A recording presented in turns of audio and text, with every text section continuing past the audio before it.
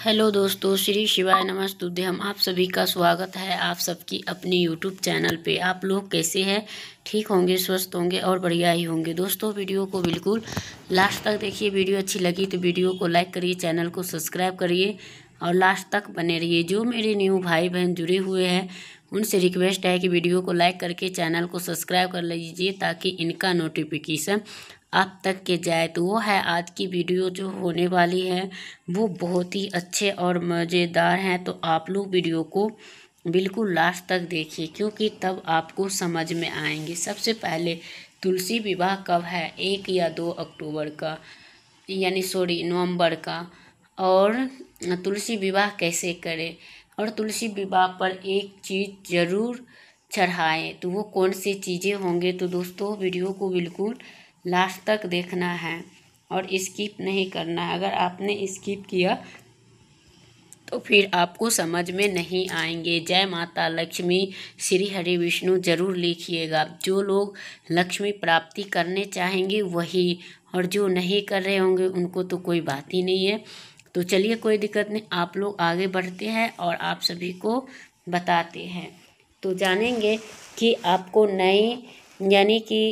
नई चीज़ें नहीं दिखाई जाती है इस चैनल पर। जो गुरु जी के कथा में रहते हैं वही आपको दिखाया और बताए जाते हैं। तो दोस्तों, आपको देव उठनी एकादशी के जो पावन पर्व आने वाला है, जो श्री हरि विष्णु 4 महीने के लिए योग निद्रा से जागते हैं और पुनः धर्म, सत्य और मंगल ऊर्जा का प्रभावित करते हैं और मांगलिक कार्य और गृह प्रवेश शुभ कार्य का शुरुआत हो जाता, अत्यंत फल माना जाता है। देव उठनी एकादशी का रखने से समस्त बाधाएं दूर होती, समृद्धि यानी होती है, सुख समृद्धि का वास होता है। इस दिन तुलसी विवाह भगवान विष्णु का यानी कि विशेष फलदायी होते हैं। अतः जो भक्तजन हैं उनको यानी कि भगवान विष्णु के जागरण या दीप जागरण सच्चे मन से व्रत और पूजन करते हैं, क्योंकि वो दिन है स्वयं हरि विष्णु भगवान विष्णु यानी कि खुशियों के द्वार खोल देते। जैसे कि आप जानते हैं कि देव उठनी एकादशी के दिन शालिग्राम जी का विवाह किया जाता है और उस दिन आपको जो तुलसी विवाह के जो बहुत सारे संबंधित चलते हैं, जैसे कि आपको प्रश्न होगा कि सबसे ज़्यादा कन्फ्यूजन बना होगा तुलसी विवाह कब करें, 1 नवंबर को या 2 नवंबर को। तो अगला प्रश्न होगा शालिग्राम जी नहीं है घर में तो हम तुलसी विवाह कैसे करें। और अगला प्रश्न ये, एकादशी के दिन अगर तुलसी विवाह करते हैं तो क्या जल दे सकते हैं? क्या हम उसे स्पर्श कर सकते हैं? तो नॉर्मली हमें उसे जल भी नहीं दे सकते और उनको स्पर्श भी नहीं कर सकते। ऐसे में एकादशी के दिन कैसे करें? तो अगला जो आपको प्रश्न होंगे, क्या सुहागिन महिलाएं ही तुलसी का विवाह करवा सकते हैं? जिनके पति नहीं हैं वो तुलसी विवाह करवा सकती है। तो कुमारी कन्याएं तुलसी का विवाह करवा सकती हैं। तो आपको अगला प्रश्न है कि अगर 2 तुलसी है या 2 से ज़्यादा तुलसी हैं तो फिर साली जी का विवाह किसके साथ करवाएं? क्या सभी तुलसी के साथ विवाह होगा? क्या एक के साथ? क्या एकादशी के बाल धो सकते हैं? तो कई चीज़ होते हैं, तो उसके उत्तर आपको आज के वीडियो में मिलने वाला है। तो आपको पूरा ज़रूर से देखना है, तभी आपको समझ में आएंगे। इसी के साथ आपको थोड़ा सा भी वीडियो अच्छी लगी तो एक लाइक ज़रूर से कर दीजिएगा। आपको लाइक और कमेंट से बहुत ही महत्वपूर्ण होता है। यही एकमात्र जरिया है जिनसे हमें पता चलता है कि यह वीडियो अच्छी लगती है, यह वीडियो उपयोगी है। तो ये वीडियो अच्छी लगी तो लाइक ज़रूर से कीजिए। तो चलिए जानते हैं तुलसी विवाह से पूजा पाठ संपूर्ण जानकारी जानेंगे और मानते हैं तो आप लोग ज़रूर से लाइक करिएगा। और कन्फ्यूजन को दूर करने वाले हैं जो भी प्रश्न है वो सारे उत्तर आपको मिल जाएंगे। तो आपको अंत तक को बना ही रहना पड़ेगा और तभी आपको समझ में आएंगे। तो चलिए जानकारी आरंभ करते। सबसे पहले जानते हैं कि तुलसी विवाह कब है। 1 नवंबर को या 2 नवंबर को कब करना चाहिए। तो तुलसी का विवाह जो है, इस प्रश्न को लेकर अधिक संशय की आवश्यकता नहीं है और एकादशी के दिन तुलसी के विवाह संपन्न करवा सकते हैं। अगर किसी वश आपको एकादशी का विवाह नहीं करवा सकते तो उनको ऐसे में द्वादशी के दिन आप कर सकते हैं, क्योंकि शास्त्रों में कहा गया है स्पष्ट रूप से कि देव उठनी एकादशी के दिन जब 4 महीने की योग निद्रा में रहते हैं, श्री हरि विष्णु जागृत अवस्था में रहते हैं, तो सबसे पहली पुकार जो है यानी कि भगवान एकादशी के दिन श्री हरि विष्णु को हम जगाते हैं। उसके बाद शाली स्वरूप तुलसी जी के विवाह करवाए जाते हैं। एकादशी के दिन तुलसी का विवाह करवाते हैं तो अत्यंत श्रेष्ठ होगा। मान लीजिए कि किसी कारणवश आपको एकादशी के दिन नहीं करवा पाते हैं, तो इस प्रकार से कोई परंपरा है कि द्वादशी के विवाह करवाते हैं, तो आप द्वादशी के भी करवा सकते हैं, कोई संशय नहीं है। अगर आपको एकादशी के दिन तो आपको कोई दिक्कत नहीं है। कई बार ऐसा भी होता है कि एकादशी के दिन या द्वादशी के दिन दोनों ही दिन विवाह संपन्न नहीं करवा पाते हैं, तो वो प्रॉब्लम होती है। कई बार पीरियड्स के अवस्था में होती है, इस वजह के यानी कि इससे एकादशी और द्वादशी को, तो ऐसे में पूर्णिमा को यानी कार्तिक मास के जो है दिन तुलसी विवाह करवा सकते हैं। तो तुलसी विवाह को लेकर बहुत ही संशय रहते हैं।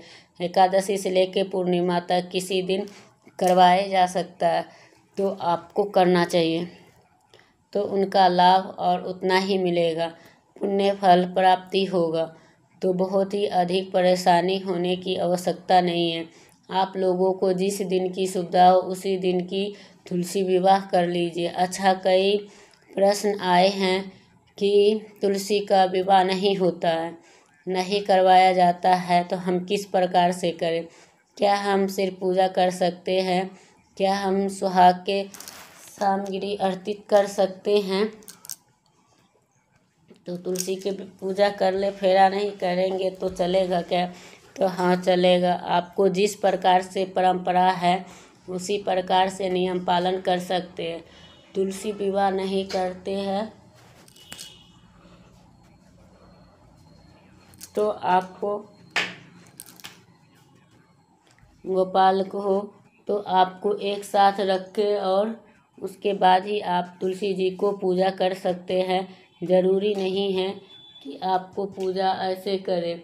तुलसी को पूजा करते हैं तो आपको पूजा यानी तुलसी का तो आपको श्रेष्ठ ही होगा, तो आपको बहुत अधिक परेशानी नहीं होना पड़ेगा। और तुलसी को पूजा आज करना अत्यंत शुभ है। जैसे कि अगला प्रश्न है कि अगर हम एकादशी के दिन तुलसी विवाह करते हैं तो क्या तुलसी में जल दे सकते हैं? तो यह छू सकते हैं। तो जैसे कहा जाता है कि एकादशी के दिन एकादशी का व्रत होता है तो हम भोग कैसे लगा सकते हैं? तो देखिए, जब भी कोई विशेष रस्म होती है तो आपको उस दिन बहुत सारे चीज़ें ऐसी भी होती हैं जिनका पालन हम नहीं करते हैं, और बहुत सारे चीज़ नहीं होती है जिनका हम पालन करते हैं, कई प्रकार की खंडन करते हैं। तो उनका ये होता है, जब भी कोई विशेष रस्म और होता है तो वो आपको अपनी तरफ से नहीं करनी है। जिस तरफ से आपको शास्त्र में कहा गया है उसी नियम को पालन कर रहे हैं तो आपको कोई दोष नहीं लगेगा।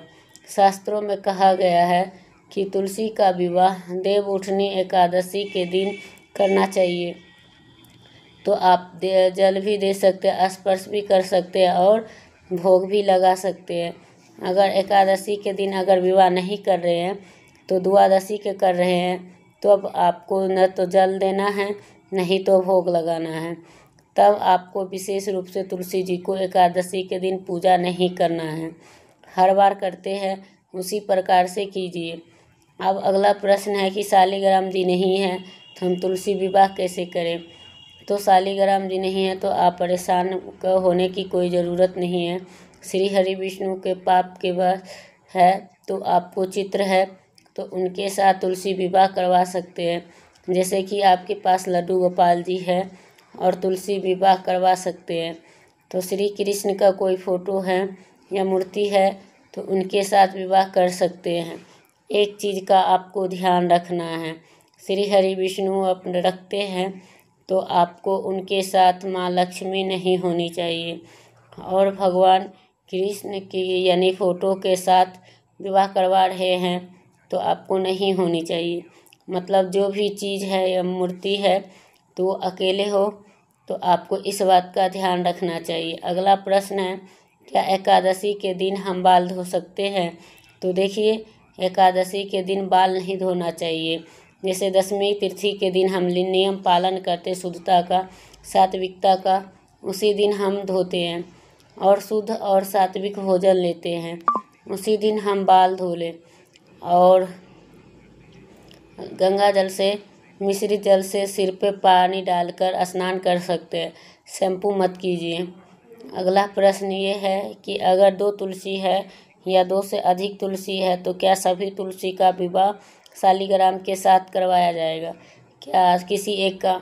तो देखिए, आप चाहे तो किसी एक तुलसी का विवाह शालिग्राम के साथ कर सकते हैं और जो आपके मुख्य तुलसी है और आप चाहे तो उनके साथ करवा सकते हैं। बाकी तुलसी के नॉर्मल पूजा कर सकते हैं, लेकिन ऐसे भी कर सकते हैं एक ही स्थान पे सारे तुलसी रख दीजिए, जितनी भी तुलसी है उनको, और शालिग्राम जी को रख दीजिए और सबका विवाह एक ही साथ संपन्न हो जाएगा और आपको सारे संशय भी नहीं रहेगी। तो आपको ज़रूर से करना है, सब में तिलक करना है, सबको सिंदूर लगाना है, सबके साथ शालिग्राम जी को गठबंधन करना बहुत ही आसानी से हो जाएगा। एक ही साथ अगर रख लेते हैं तो इसका लाभ आपको कई गुना प्राप्त होता है। तो आपको जितनी भी तुलसी है उनको विधि विधान से करते हैं तो उनके लिए ये होता है। अगला प्रश्न है कि क्या कुमारी कन्या विवाह करवा सकती है? तो जैसे कि देव उठनी एकादशी का व्रत करते हैं तो उनको, जी हाँ दोस्तों, आप बिल्कुल कर सकते हैं उनको, और तुलसी विवाह का। और जैसे कि देव उठनी एकादशी का व्रत कुमारी कन्याएं कर सकती है तो जी हाँ कर सकती है। और शास्त्रों के अनुसार 8 वर्ष के बाद कोई भी कर सकते हैं, और 8 वर्ष के बच्चा है तो आप चाहे तो एकादशी का व्रत धारण करवा सकते हैं, तो आप कोई भी कर सकता है। तो बात करें तुलसी विवाह का, तुलसी विवाह कुमारी कन्या विवाह करवा सकती है, कोई दिक्कत नहीं है। अब आप कुमारी कन्याओं को यानी कि उसी विवाह को उसी विधि से करवाएंगे तो हाँ, आपको एक ही विधि से विवाह होता है, कोई भी करवाएगा और एक ही विधि से होंगे। तो कोई महिलाओं ने ये भी कहेंगे कि हमारे पति नहीं हैं तो क्या हम करवा सकते हैं, क्या हम तुलसी में सिंदूर नहीं लगा सकते, क्या हमने उनको सुहाग के समाने अर्पित नहीं कर सकते, क्या सुहागिन महिलाएं ही करें? तो इस प्रश्न को कई बार पूछा गया। तो शास्त्रों में कोई ऐसा भी नियम नहीं है कि कुमारी का और व्यक्ति विशेष के लिए कुछ बताया गया हो, ऐसा कुछ नहीं है। तो किसी के साथ किसी प्रकार की कोई भेदभाव नहीं किया गया है। शास्त्रों में ये भी स्पष्ट रूप से कही गई है कि तुलसी का विवाह कोई भी करवा सकते हैं, कुमारी कन्याएं भी करवाती है तो अच्छे घर वर की प्राप्ति होती है। सुहागिन महिलाएं करवाती है, उन्हें अखंड सौभाग्यवती की प्राप्ति होती है। जो वृद्ध